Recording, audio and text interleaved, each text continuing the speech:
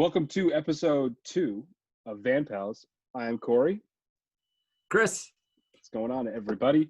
In this Well, podcast, we're going to build a van. But first, what are you drinking? I've got Sky Bliss Oh, it's from good Four stuff. Quarters Brewery, Yes. Winooski, Vermont. There we go. Fantastic brewery. We are spoiled here in Vermont. You are so spoiled. Yeah. But Sky Bliss American IPA, which I know it's getting out of IPA season, more of like a, I'm a 12-month IPA fan, so that's okay. I'm fine with that. Porter's starting to taste good, that sort of thing. But 6.7 ABV, 16-ounce can. It is creamy deliciousness. But I actually did have a new beer that I haven't found canned yet. But I need to bring down to you when I see you. It is Cream Puff War, and it is a peach double IPA that is amazing. And you know how I know it's amazing? Because Pam, my wife, hates beer, and she took a sip of a double IPA and was like, "Ooh, no way!" Yeah, blew me mind. Yeah. So once I find some cans, I'll save them, stash them for when I come down. Cool. Yeah, I think we're gonna piss a lot of people off because I think the Northeast is just where it's at for IPAs now. But I don't love like the Northeast. We talked about this, the fruity, juicy IPA thing. Like it's gone too far for me. Like now it's like I feel like I'm drinking like Fanta with like vodka in it. It's too far. Cream Puff War is gonna change your mind, buddy. Cream Puff War will blow your mind. All right, so I've got a oldie but a goodie. Castle Island from local here in Massachusetts. They're in Norwood. Castle Island is actually a fort that's in Boston Harbor. It's a beautiful place to visit. It's the Keeper IPA. It's a very traditional IPA, more West Coast style, not too fruity. I also like it because it's not like $40 a 4-pack. It's an affordable IPA and it's delicious. So, cheers. Yeah, cheers, buddy. All right, so you're 2 weeks into this van adventure, and how are you liking it? I love it. Yeah, it is. It's awesome. I like driving it every day. And you know what's one of the more frustrating things is that Harley has declared it Mamo's car. Oh no! My car. Yeah. Yep. So I have to drive her car when I drop him off at daycare, and then she gets to drive the van to pick him up. Right. Which is a pain in the butt because I really like driving the van and she likes her car. But it's growing on her as well. And something that I hadn't really thought about is you're sitting up so high.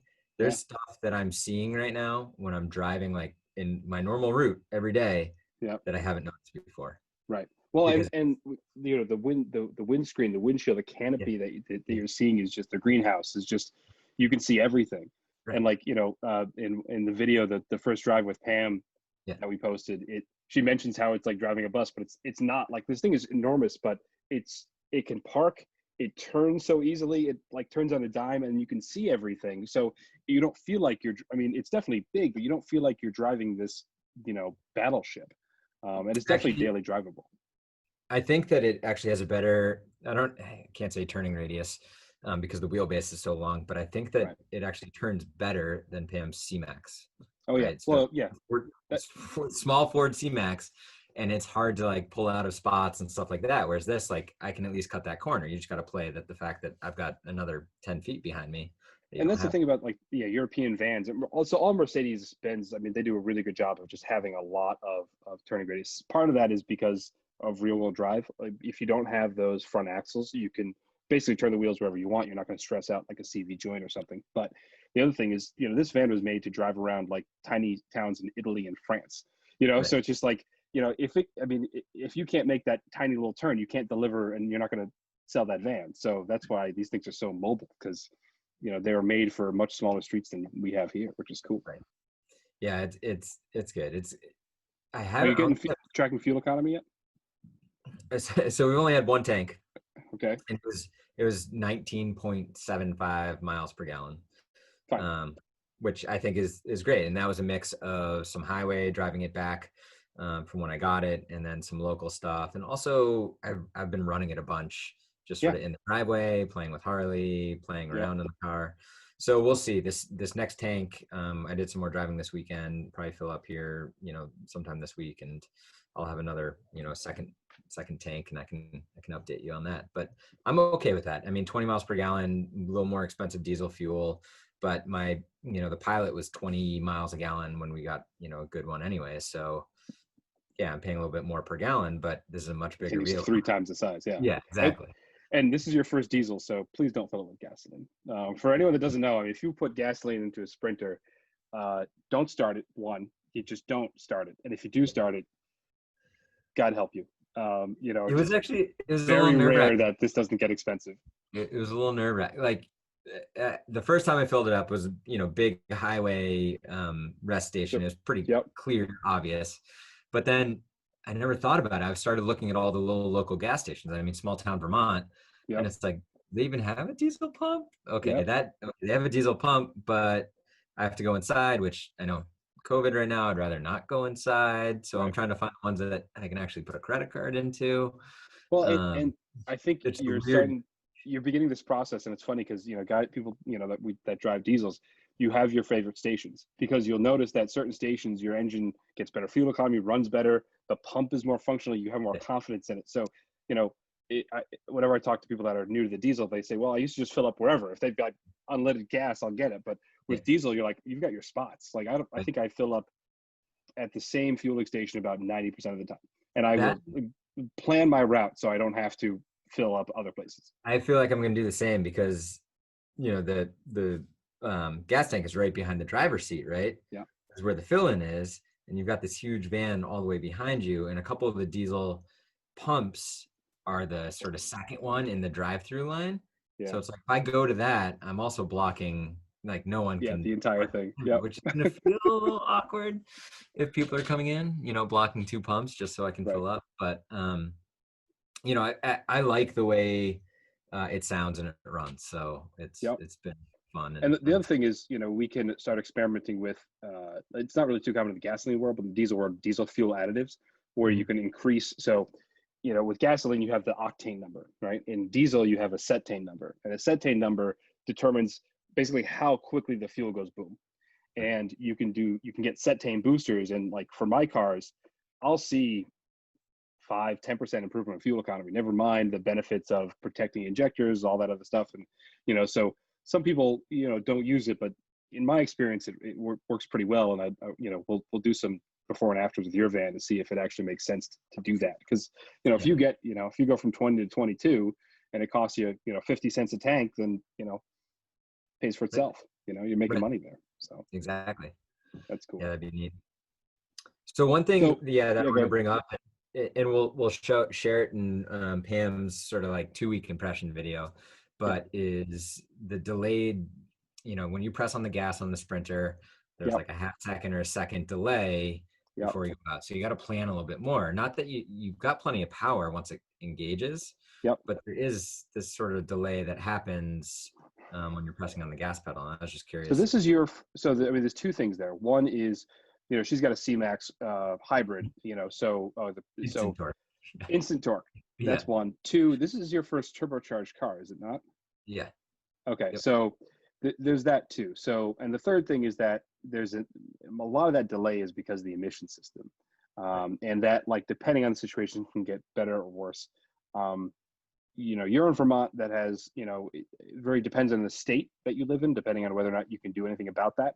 But there are ways to improve, responsiveness. There's still going to be a little bit of a lag because of the turbocharger system. I mean, the turbocharger requires fuel to make boost. So, you have to put fuel in, then you can make boost, and then you can go. So there's always going to be a little bit of a delay there. It's never going to be like a C-Max that is this big and has electric motors versus, a Sprinter that's that long. Right. You do get used to it. And that's the thing. You'll start, as you pull out, you'll start to push on the pedal a little bit as people go by, just to kind of build up the momentum, and then you'll take off. So you'll adjust to that. I feel like it's I noticed it the first couple days I was driving it, and I don't really notice it because I sort of pre-plan, pull outs totally anyway. Yeah. So I'm pretty good with it, but I had heard that there's ways to potentially improve that. So yeah, we'll look into that too. And then, other stuff is, we haven't done all the services yet. We got to do a video on that too. But, getting a fresh air filter in there, that kind of stuff that makes all the sense in the world. Makes all the difference in the world. Never mind if the mass airflow sensors are healthy. So we'll go through the van soon, and we'll post a video for everybody just to see, okay, if you buy a Sprinter, what do you got to go through? So we got to get our hands dirty and get into that, which is going to be really exciting. So, your wife's, Pam's starting to get used to driving around. This is something you spend a lot of time in, so that's really good news. Any issues that have popped up since in the last 2 weeks? Yeah, a few things, and I think we can go through each of them. First things I'm going to talk about are just sort of my 2 week impressions. I love it, right? Yep. So I love this thing, but pretty rattly, and took it on some dirt roads recently. Pretty bumpy, not the smoothest ride, which I'm sure that there's lots of reasons why, but I'm not a gearhead for this stuff. So I need to learn a little bit about that. Like, can we put extra shocks on, things like that? But right. It's a little bumpier, not as smooth, and then there's a lot of rattling that happens in it, which has made me think about dedicating when we build it out to make sure that I do it really well. Right. So we reduce sort of rattles and use some of the RV experience that's out there to figure out, smart ways to do it. And then the second point is there's a lot of highway noise still, which, might be tires, wind, whatever, but I had a hard time hearing Harley. 3-year-old behind me is asking for something, and, I can't tell unless I'm really leaning back to listen to him. So those were sort of the two sort of issues that I saw in the daily driving. Yeah. And then the radio didn't work when I bought it, which is a whole different story. And we can get into that one as well. So, the stuff you're talking about, noise and rattling, if you're doing a build like this, the first thing, that everyone does really is you rip everything out and you put in, sound deadening mats or insulation that's both for, hot and cold for insulation. That way, when you're, camping the thing, you're not losing all the heat. Also for noise, especially underneath the floor. Your passenger van has a floor. You can take that floor up and put down like a Dynamat or some other product like that. And that's so much of the noise that you're hearing is reflecting between the van and the ground. That's just a resonance chamber. So if you can, the best money you can spend is putting some sound deadening on, below the floor.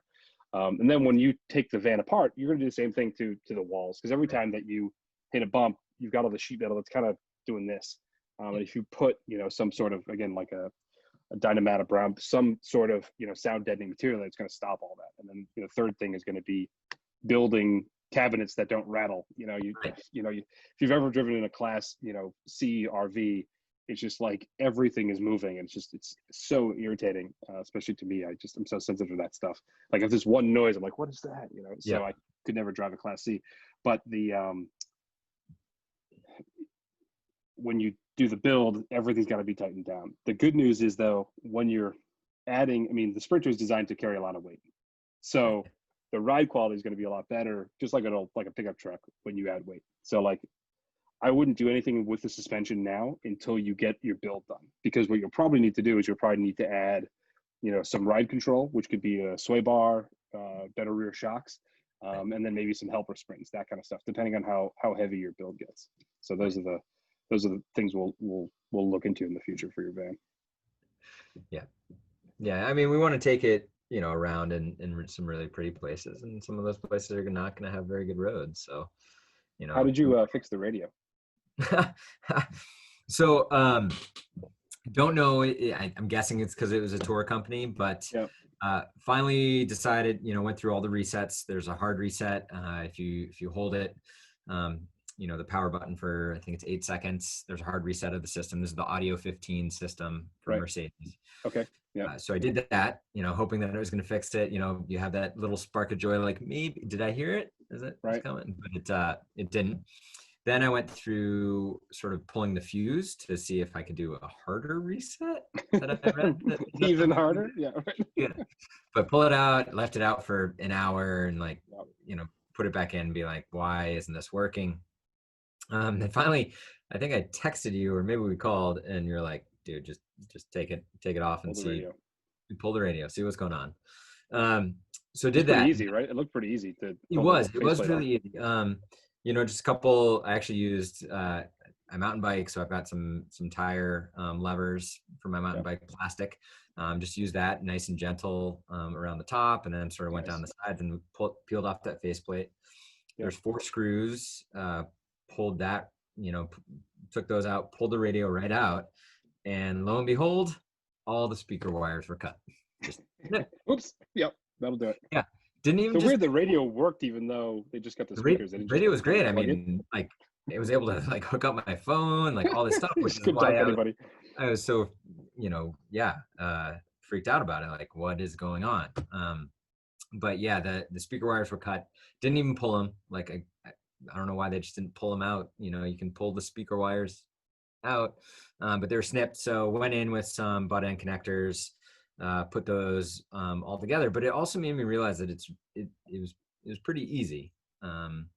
And I didn't know, I've started looking at some aftermarket things that we can put in there. Slightly bigger screen, better interface. Not that the Audio 15 interface isn't that bad. I mean, it's actually pretty good. Phone works pretty now that the speakers work. Phone works pretty well.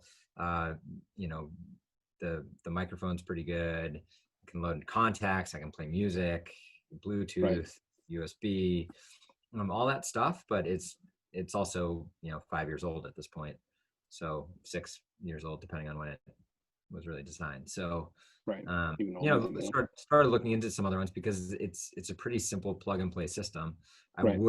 I do need to worry about, because there were some extra cut wires back there that I didn't reattach because I didn't know what they were too. Yeah. So I think that there's probably nav that maybe was disconnected too, or maybe it's got potential for nav. Right. But yeah, it's possible that actually before you bought the van that there was an aftermarket head unit in there, and that because typically one of the steps for an aftermarket head unit is you take the OE plugs off because aftermarket head units use different plugs. So you can either buy the $50 adapter piece or the pigtail, or you could cut the wires and match them. So it's very possible that they had a different radio in the thing, because your radio is in really good condition considering the van was used for 5 years. I mean, there's no buttons are worn, there's no scratches on it. Well, so if they cut the audio, you're never really going to be touching it. This is true. This is a valid point. It's useless, right? Like I'm not going to be doing anything on it. Yeah, I mean, it's just a standard tuned-in radio. So getting a unit with like CarPlay and that gets kind of everything you need. Actually, frankly, if it's got CarPlay, you look at $500 or so. They actually have ones that are pretty cool that are where it's like there's a new trend in car manufacturing where the screen isn't built into the dashboard; it's just like floating out somewhere. So you can get aftermarket radios that are that design where the screen is actually in front of the unit and it's bigger than the tuned-in. So you can get like a 9-inch. Those look kind of ridiculous, but the Sprinter dash, I don't know. When we were looking at vans, the 2020 Transits, like that's their look. It's like this big pop out screen that's just bolted on, right? It's just like they stuck it on with Velcro. So but yeah, fun little project, because that I did a radio back in high school for like my car, which is like the little thin the blue flashing lights, so I could play MP3s for music that I stole, that sort of thing. God, the amount of hours we spent doing that. But it was neat to pull it back and actually feel pretty comfortable being like, okay, this is the problem, connect these wires. Also made me realize that some of the speakers aren't that great, and if we're going to be traveling across the country and we're going to be dealing with highway noise, road noise, even if we try to dampen, it might be worth it to throw in some extra, better speakers and things like that, because we're going to spend a lot of time in the car, or we're listening to podcasts or whatever it might be. So definitely something that's on my radar now that I hadn't really thought of before. Right. Yeah. And then we have to think about, if you want to do a rear system or a system that's independent of the ignition system, that kind of stuff, because a lot of vans have a separate system for the rear. That way you're not powering speakers in the front for no reason. Right. So what, we got a couple of things kind of that are top of mind. I mean, one of the things that we were talking about earlier is, you taking the seats out, you took 2 rows out and trying to find a 2-seater to replace one of the 3-seaters, right? Yeah. Actually went on a mission today, and found it's really hard to find a two-seater in the Sprinter, and I think it's maybe the years that they did it. There's not really many two-seaters available out there on the market, at least in drivable distance for us. So I found an '06 two-seater from a Dodge Sprinter, actually local, well, an hour and a half away, Yeah. which isn't that far in Vermont. It's like just 50 miles, but it takes an hour and a half to get there. So I went over and checked that out today. But some of the other things that I considered is I actually looked at Ford Transit two-seaters, because a lot of their configurations are 2-in-1. So there's an aisle that walks down for their passenger vans. So there's actually a lot of Exactly. two-seaters on the market. But then it's putting in tracks for transit seats instead of using Sprinter seats. So one of the things that I found out today was that '06 and earlier, the two-seaters actually are a different track system than what I currently have installed Yeah. in the Yeah, 2015. it's the first gen. Yeah, exactly. Just sort of a bummer. So, sort of, whether I'm going to actually use the two-seater we got, or maybe I'm going to go a different direction and just try to sell this, because I bought it, sell it for the same price that I bought it for. It's sort of up in the air now, because, if I'm going to put a track system in, do I want to find those pieces? Do I want to bolt through the floor? Do I want to try to find something that fits in there? Or if I'm going to actually bolt through the floor, which I wasn't planning on, do I want to find another aftermarket seat that's out there? And there's some out there that people use that are two-seaters that fold and fold up, right? Which creates a lot of space for when it's sleeping time or whatever it might be. Right. There's also ones out there aftermarket that can fold down. It's like, do we want to make that Harley's bed instead? Right.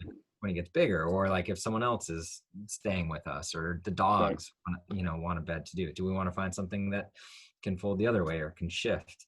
And it's just a question of really money and time at this point, right? So, I mean, I don't, maybe I don't know if I sent it to you, but I'll send it to you. It is possible to cut the seat down. There's a bunch of people that have done that. I mean, and you've talked a little bit about, getting a fabricator to do, some roof rails or stuff like that. So if we've got a fabricator already in line, it's pretty easy for you to cut the seat bracket. And, if you actually look at where the things are, the two seats already have their two brackets. It's like a 2 and then a 1. So it's actually pretty easy just to kind of, deli slice it and, and take that last seat off. So I'll send you that, because that, I like the minimal amount of modifications to the bottom of the van, because if you're cutting through the bottom of the van, then you're cutting through the rust protection, you're cutting through some of the galvanization. It creates a potential moisture spot. And then there's also safety stuff where, even with the best fabricators, you kind of never know. So if you can keep the OE seats in the OE locations, it sucks that they don't fold down. That's the one thing that just kind of, because they're kind of big and in the way. But yeah, they don't even tilt it at all, right?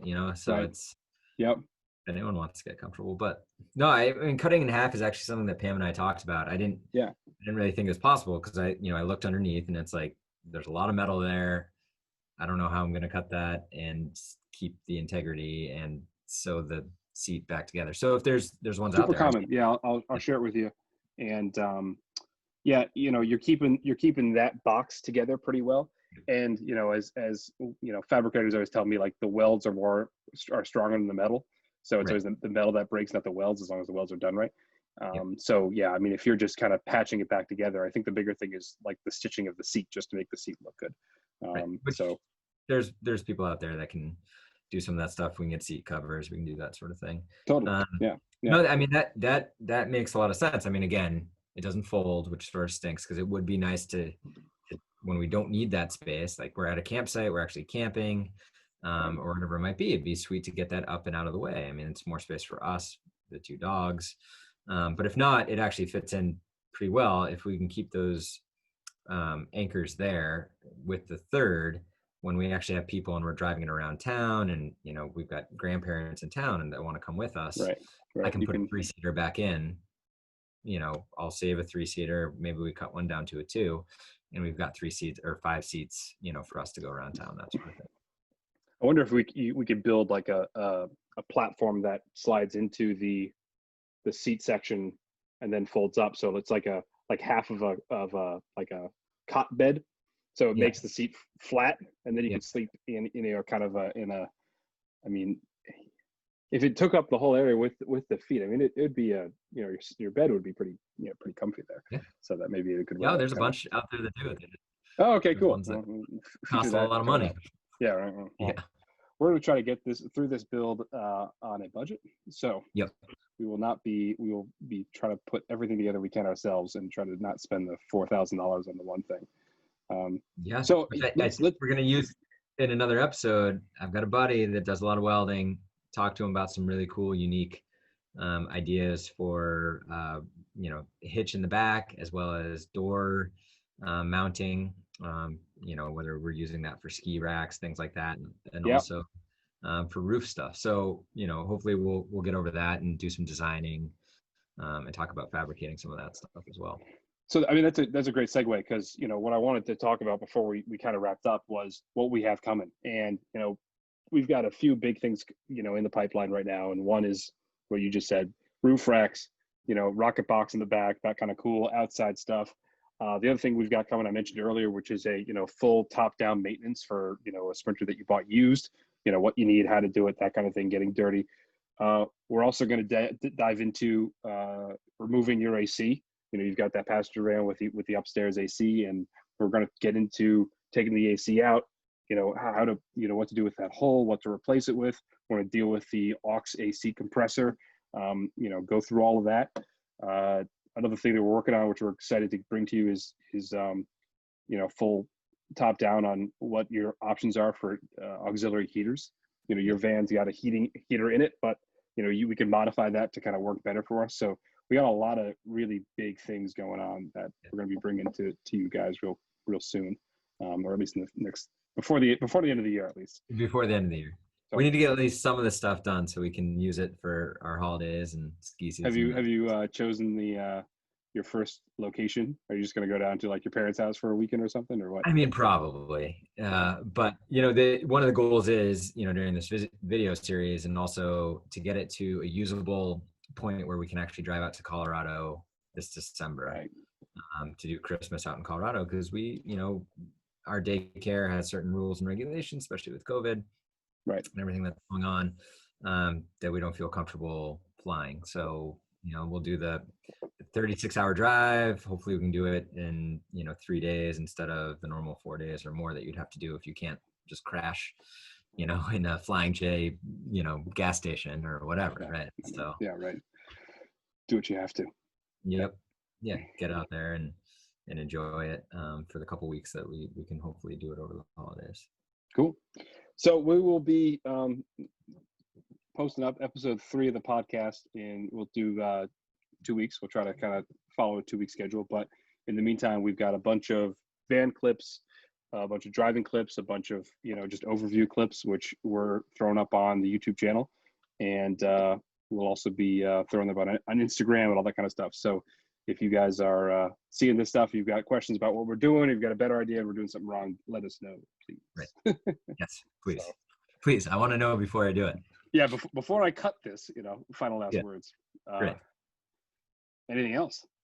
No, I don't think so. Cheers, man. Can't wait to actually have that week or so that I can hopefully come down and hang out with you guys and actually do some of the Chris and I are geographically separated mainly because of COVID and other life things. So we will be you know, combining powers to make Captain Planet hopefully very soon. That came up the other day, the discussion Captain Planet. I was like, oh my God, that was a deep track. But yeah, so some people that probably do van life don't have a clue what that is. The younger ones. Yeah, there's a lot of that. Yeah, we're getting old, but I guess that happens.